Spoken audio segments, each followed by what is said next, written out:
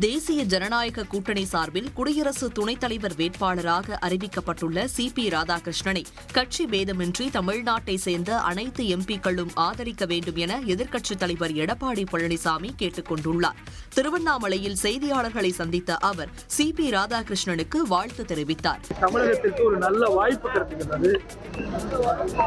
இந்திய நாட்டினுடைய துணை ஜனாதிபதியாக வருவதற்கு தமிழ்நாட்டைச் சேர்ந்தவர்கள் ஒரு வாய்ப்பு.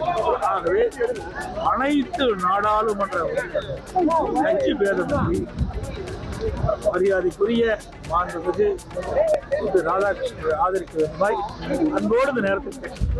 முன்னதாக திருவண்ணாமலை அண்ணாமலையார் கோயிலில் எடப்பாடி பழனிசாமி வழிபாடு நடத்தினார். அவருக்காக அம்மனை அம்மாள் கோபுரம் வாயிலை தொடர்ந்து உள்ள கட்டை கோபுரத்திலிருந்து சிவப்பு கம்பளம் விரிக்கப்பட்டிருந்தது. இதனை ஒளிப்பதிவாளர் படம் எடுத்தவுடன் கோயில் நிர்வாகத்தின் சார்பில் உடனடியாக சிவப்பு கம்பளம் அகற்றப்பட்டது.